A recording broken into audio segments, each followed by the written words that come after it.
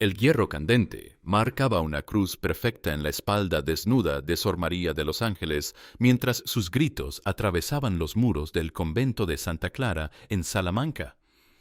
Era el 15 de agosto de 1628, festividad de la Asunción, y el aire espeso del verano castellano se mezclaba con el olor a carne quemada y el humo del incienso.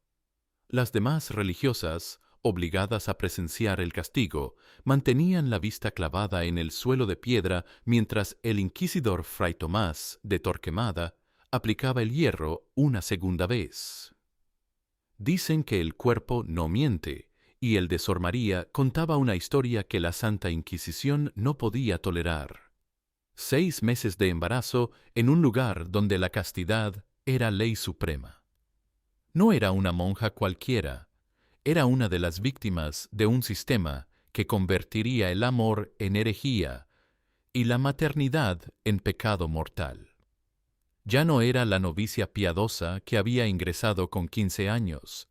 Ya no era la joven que soñaba con servir a Dios, solo era un cuerpo marcado, roto, utilizado como ejemplo de lo que sucedía cuando las esposas de Cristo olvidaban sus votos. Para entender cómo llegó hasta ahí, hay que volver a los conventos del siglo XVII, donde el silencio era virtud y la obediencia mandamiento. María había nacido en 1605 en una familia de la pequeña nobleza salmantina, hija de un hidalgo empobrecido, que vio en la vida religiosa una solución económica más que una vocación espiritual. Su cuerpo no le pertenecía desde el momento en que nació mujer, en una época donde las hijas eran cargas, no bendiciones. A los 14 años, cuando otras niñas de su edad aún jugaban con muñecas, María ya conocía el peso de las decisiones que otros tomaban por ella. Su padre, don Rodrigo de Mendoza, había perdido gran parte de su fortuna en las guerras de Flandes y veía en el convento de Santa Clara una oportunidad de colocar a su hija sin el gravoso costo de una dote matrimonial. La religiosa profesa solo requería 500 ducados, mientras que un matrimonio digno de su rango habría costado más de 3.000. El convento de Santa Clara no era una prisión común. Sus muros de piedra caliza se alzaban como una fortaleza contra el mundo exterior. Pero dentro, las reglas eran más complejas de lo que parecían. Las celdas individuales, los largos pasillos abovedados, la iglesia con sus retablos dorados. Todo estaba diseñado para aislar del mundo, pero también para crear un microcosmos donde las jerarquías humanas reproducían las mismas corrupciones que la vida religiosa pretendía evitar.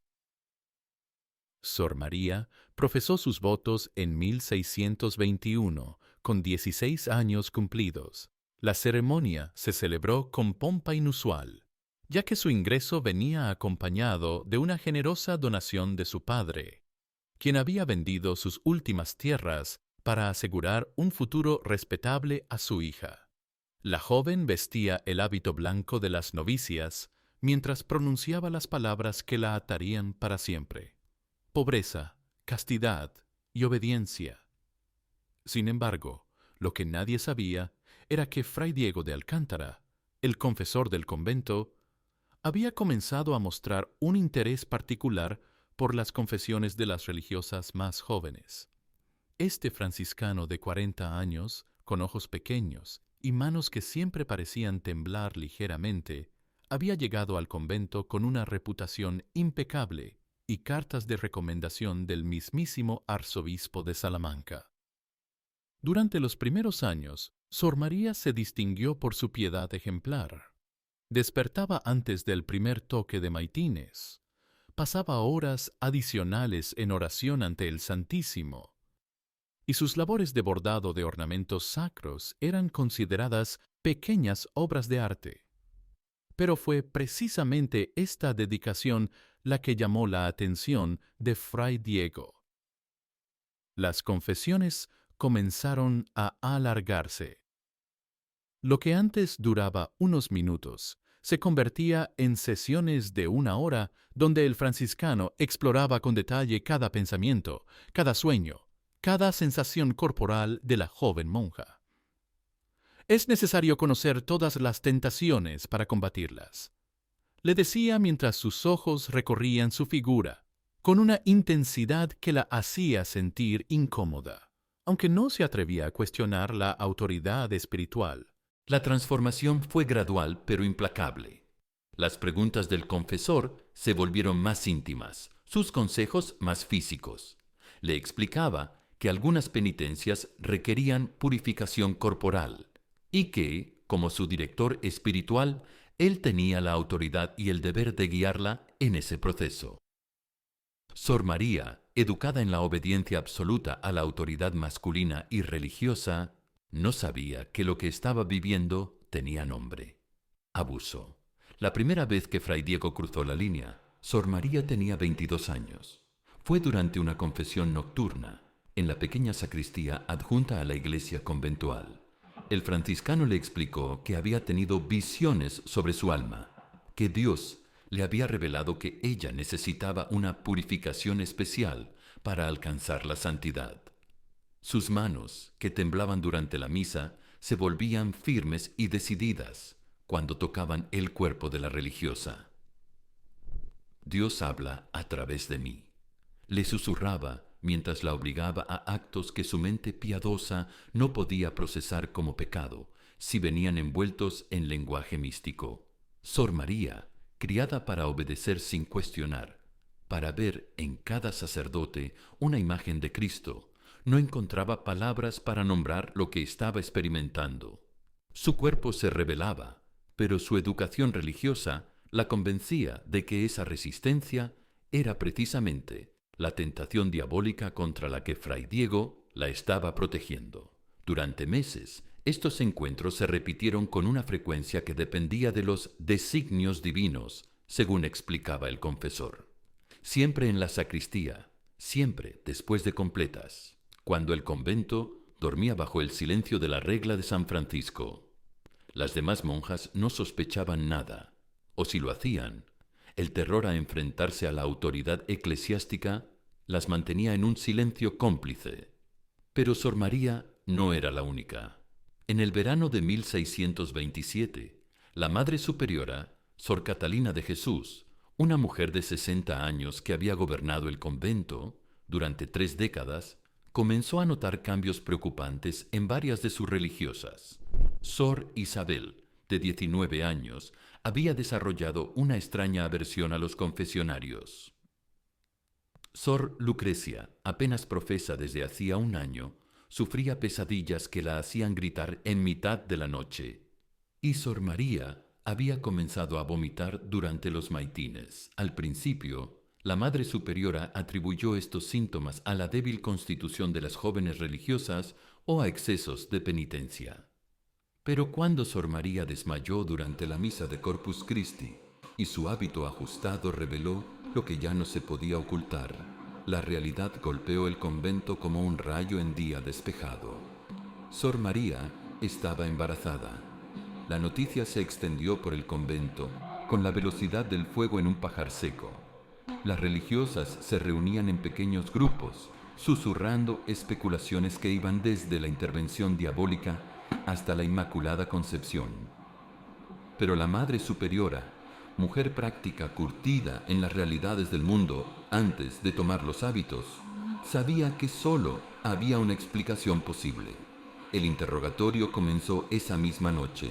Sor María, confrontada por primera vez con la realidad de su situación, se encontró ante un tribunal improvisado formado por la Madre Superiora, la priora y 2 monjas ancianas que habían sido convocadas como testigos. La pregunta era simple y terrible. ¿Quién era el padre? Pero Sor María no podía responder. Años de manipulación psicológica habían creado en su mente una confusión tal que ella misma dudaba de lo que había vivido.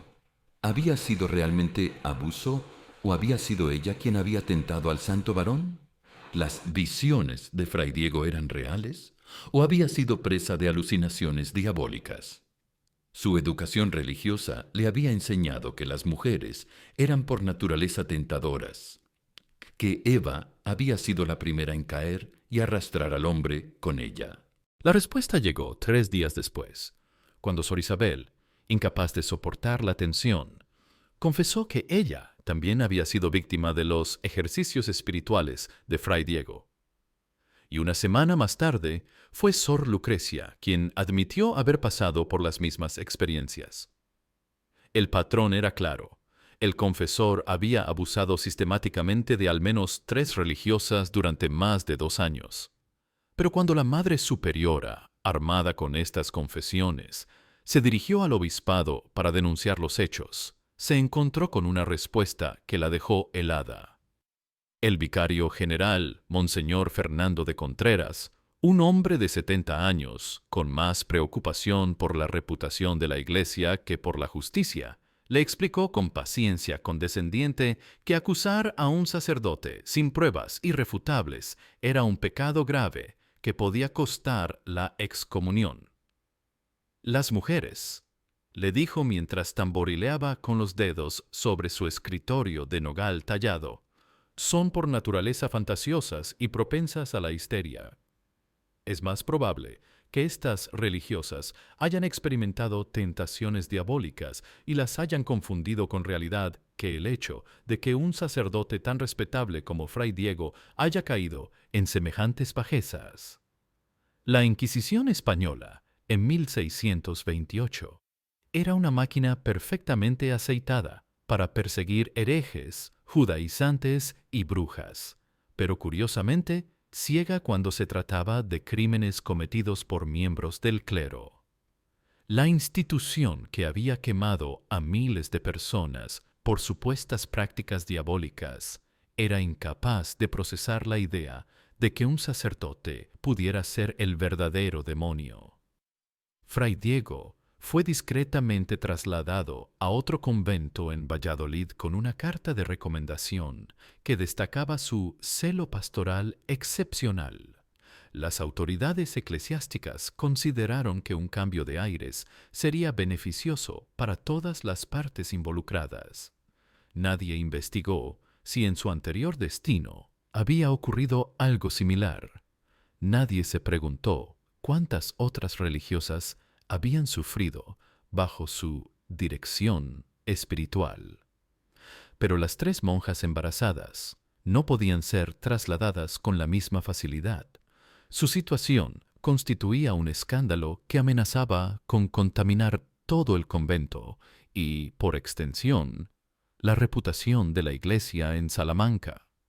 La solución llegó en forma de una visita del inquisidor Fray Tomás de Torquemada, sobrino del famoso inquisidor general, un hombre que había hecho carrera aplicando castigos ejemplares a quienes desafiaban la ortodoxia católica. El diagnóstico del inquisidor fue claro y terrible. Las monjas habían sido poseídas por demonios súcubos que habían tomado la forma de seres humanos para engañarlas. El embarazo era la prueba de que habían sucumbido a las tentaciones diabólicas y, por tanto, debían ser purificadas mediante el sufrimiento. El hecho de que las 3 hubieran coincidido en señalar al mismo confesor era, según Torquemada, evidencia de una conspiración demoníaca para desacreditar a un santo varón. El castigo se diseñó con la precisión de un ritual. Las 3 religiosas serían marcadas con hierros candentes en forma de cruz para quemar el pecado de sus carnes. Después serían encerradas en celdas subterráneas, sin luz ni ventilación hasta que dieran a luz. Los bebés, considerados fruto del pecado, serían entregados a familias lejanas tras ser bautizados con nombres que no revelarían su origen conventual. El 15 de agosto de 1628, festividad de la Asunción de la Virgen María, se llevó a cabo la ceremonia de purificación. Todo el convento fue convocado para presenciar el castigo, ya que la ejemplaridad era parte esencial de la justicia inquisitorial. En el patio central, rodeado por las arcadas de piedra, que habían sido testigos de siglos de oración, se instaló un brasero donde los hierros esperaban al rojo vivo. Sor María fue la primera, desnuda de la cintura para arriba, sus manos atadas a una columna, su vientre de 6 meses prominente como una acusación silenciosa. El hierro se aplicó 3 veces, una en cada omóplato y una en la nuca. Sus gritos resonaron en los muros de piedra. Se filtraron por las celdas, llegaron hasta la iglesia, donde el Santísimo Sacramento permanecía en silencio, dorado e indiferente. Sor Isabel, la segunda, se desmayó antes del primer hierro. Tenía apenas 4 meses de embarazo, pero la marca se aplicó igual sobre su piel inconsciente. Su cuerpo se convulsionó mientras el metal quemaba la carne, creando ese siseo característico que las monjas testigos no olvidarían jamás. Sor Lucrecia, la más joven, de apenas 18 años, intentó hablar antes del castigo. Quiso explicar una vez más cómo Fray Diego había abusado de su autoridad, cómo había usado el lenguaje místico para confundirla, cómo había amenazado con la excomunión si revelaba sus ejercicios espirituales. Pero el inquisidor ordenó que le llenaran la boca con trapos para evitar que siguiera blasfemando. Las marcas no fueron el único castigo. Las 3 religiosas fueron llevadas a las celdas subterráneas del convento, espacios que originalmente habían servido como bodegas, pero que fueron adaptados como prisiones. Sin ventanas, sin otra luz que la de una vela que se renovaba una vez al día, sin más mobiliario que un jergón de paja y un orinal, estas celdas se convirtieron en tumbas para vivas. La alimentación consistía en pan y agua una vez al día, cantidad apenas suficiente para mantener vivas a las madres, pero insuficiente para el desarrollo saludable de los bebés que llevaban en el vientre. Esta privación calculada formaba parte de la purificación. El hambre debía quemar el pecado desde dentro, mientras las marcas lo hacían desde fuera. Durante los meses siguientes, el convento vivió bajo una tensión constante. Las demás religiosas sabían que en los sótanos había 3 mujeres sufriendo, pero la disciplina conventual y el terror a correr la misma suerte las mantenían en silencio. Los únicos sonidos que llegaban desde abajo eran gemidos apagados durante la noche y, ocasionalmente, gritos cuando el trabajo de parto comenzaba. Sor María dio a luz en octubre, en la oscuridad total de su celda, sin partera, sin ayuda médica, sin siquiera una mano amiga que sostuviera la suya. El bebé, un niño, nació débil pero vivo. Durante 3 días pudo amamantarlo, sintiendo por primera vez en meses algo parecido a la felicidad. Pero al 4.º día, llegaron 2 mujeres desconocidas que se llevaron al niño sin permitirle siquiera mirarlo una última vez. Sor Isabel no tuvo la misma suerte. Su bebé nació muerto en noviembre, tras 8 meses de malnutrición y encierro. Ella misma murió 3 días después por una infección que los conocimientos médicos de la época no sabían tratar. Su cuerpo fue enterrado en el cementerio conventual sin ceremonia, su nombre borrado de todos los registros. Sor Lucrecia, la más joven, dio a luz en diciembre, una niña que solo vivió 2 días antes de sucumbir a la debilidad congénita causada por los meses de privaciones de su madre. Lucrecia enloqueció al verla morir entre sus brazos. Comenzó a hablar con voces que no existían, a tener conversaciones con personas inexistentes. Cuando finalmente la sacaron de la celda en enero de 1629, ya no reconocía a nadie ni respondía a su nombre. La Madre Superiora, Sor Catalina de Jesús, que había intentado proteger a sus religiosas, sufrió su propio castigo.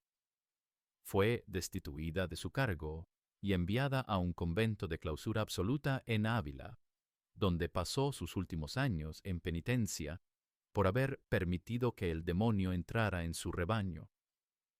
La nueva superiora, Sor Esperanza del Divino Sacramento, era una mujer de hierro que había sido específicamente elegida para restaurar el orden y la disciplina en Santa Clara. Bajo su mandato, se instauró un sistema de vigilancia mutua, donde las religiosas debían reportar cualquier comportamiento sospechoso de sus compañeras. Los confesionarios fueron reubicados en espacios más visibles. Las confesiones se limitaron a tiempo estricto y se prohibieron todas las reuniones privadas entre religiosas. El convento se convirtió en una prisión donde la paranoia reemplazó a la caridad cristiana. Pero los fantasmas del escándalo no podían ser exorcizados con disciplina. Las monjas más ancianas recordaban los gritos que habían surgido de los sótanos. Las más jóvenes vivían aterrorizadas por la posibilidad de correr la misma suerte. El silencio que antes había sido virtud contemplativa se convirtió en el silencio del miedo. Sor María sobrevivió, físicamente al menos. Cuando finalmente la liberaron de la celda en marzo de 1629. Había perdido 20 kilos, sus cabellos habían encanecido prematuramente, y las marcas de hierro en su espalda se habían convertido en cicatrices queloides que la acompañarían hasta la tumba. Pero lo peor era lo que había ocurrido en su mente. La mujer que había ingresado al convento con 15 años, llena de fe, se había convertido en una sombra que cumplía mecánicamente con sus obligaciones sin mostrar nunca más emoción alguna. Vivió 28 años más en el convento de Santa Clara. Nunca volvió a hablar del período de su encierro. Nunca mencionó a su hijo. Nunca preguntó por Fray Diego o por las compañeras que habían compartido su calvario. Se levantaba para maitines, asistía a misa, cumplía con sus labores asignadas y se retiraba a su celda cuando tocaban completas. Las demás religiosas la trataban con una mezcla de respeto y terror, como si fuera un recordatorio viviente de lo que podía suceder cuando alguien desafiaba el orden establecido. Murió en 1657, a los 52 años, durante una epidemia de tifus que azotó Salamanca. Sus últimas palabras, según la religiosa que la asistía, fueron: «Por fin voy a ver a mi niño». Fue enterrada en el cementerio conventual y su lápida llevaba solo la inscripción: Sor María de los Ángeles, religiosa profesa. R.I.P. Lo que las autoridades eclesiásticas no sabían era que algunas monjas del convento habían desarrollado un sistema secreto para preservar la memoria de lo ocurrido. Sor Carmen de la Trinidad, una religiosa que había llegado al convento poco después del escándalo, había comenzado a escribir un diario oculto donde registraba todo lo que las supervivientes le habían contado. Este documento, escrito en latín y escondido dentro de los forros de los libros de coro, contenía nombres, fechas, descripciones detalladas de los abusos y los castigos. Durante décadas, este diario pasó de mano en mano entre religiosas que consideraban su deber preservar la verdad para la posteridad. Cuando una monja envejecía o enfermaba, transmitía el secreto a una más joven, asegurándose de que la historia no muriera con ella. Era una cadena de memoria que desafiaba silenciosamente la versión oficial de los hechos. El caso del convento de Santa Clara no fue único. Los archivos secretos del Vaticano, abiertos parcialmente en el siglo XXI, han revelado la existencia de casos similares en conventos de toda España durante los siglos XVI y XVII. En cada caso, el patrón era el mismo: abuso sistemático por parte de confesores, embarazos, encubrimiento institucional, castigo de las víctimas y traslado discreto de los culpables. En Sevilla, en 1634, 7 monjas del convento de Santa Paula fueron marcadas con hierros candentes tras dar a luz. En Toledo, en 1641, el convento de Santo Domingo el Antiguo sufrió un escándalo similar que involucró a 5 religiosas y 2 confesores. En Barcelona, en 1649, el caso del convento de Santa Catalina terminó con 3 muertes y el suicidio de una monja que se arrojó desde el campanario. La Inquisición había desarrollado un protocolo específico para estos casos.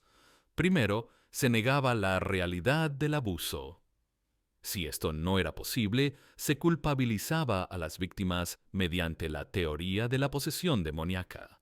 Finalmente, se aplicaban castigos ejemplares que servían como advertencia a otras posibles tentadoras. Los verdaderos culpables eran protegidos mediante traslados que los alejaban del escándalo, pero no los alejaban de nuevas víctimas. Este sistema funcionaba porque contaba con el silencio cómplice de toda la estructura eclesiástica. Los obispos preferían creer en posesiones diabólicas antes que enfrentarse a la realidad del abuso clerical. Los inquisidores encontraban en estos casos una oportunidad de demostrar su celo ortodoxo. Las madres superioras, temerosas de perder sus posiciones, colaboraban con las investigaciones que inevitablemente culpabilizaban a las víctimas. Y las víctimas, educadas desde la infancia en la obediencia absoluta a la autoridad masculina y religiosa, raramente tenían los recursos psicológicos o sociales para defenderse. En una época donde una mujer sin la protección de la familia o la iglesia estaba condenada a la marginación social más absoluta, rebelarse contra el sistema que las oprimía equivalía a firmarse su propia sentencia de muerte social.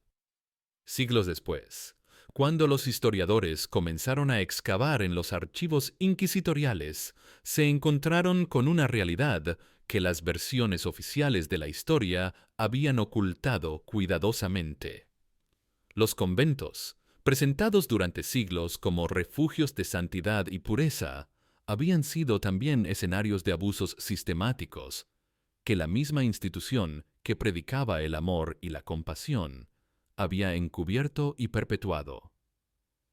Y aún hoy, cuando los escándalos de abuso clerical salen a la luz en todo el mundo, podemos reconocer los mismos patrones que se repetían en los conventos del siglo XVII. La negación inicial, la culpabilización de las víctimas, la protección de los perpetradores y el silencio institucional que permite que los abusos continúen. Esta es la historia de Sor María de los Ángeles, Sor Isabel y Sor Lucrecia. No fueron santas ni heroínas, no fueron demonios ni tentadoras, fueron mujeres. Fueron víctimas de un sistema que consideraba sus cuerpos propiedad de otros, sus voces irrelevantes y sus vidas sacrificables en el altar de la reputación institucional. Así mueren las almas, no con fuego del infierno, sino con el hierro de quienes se proclaman representantes del cielo. Porque hay tragedias que trascienden los siglos, dolores que ningún tiempo puede curar y verdades que ninguna autoridad puede borrar completamente. Sin justicia, sin memoria, sin voz, pero no sin dignidad, nunca sin dignidad humana.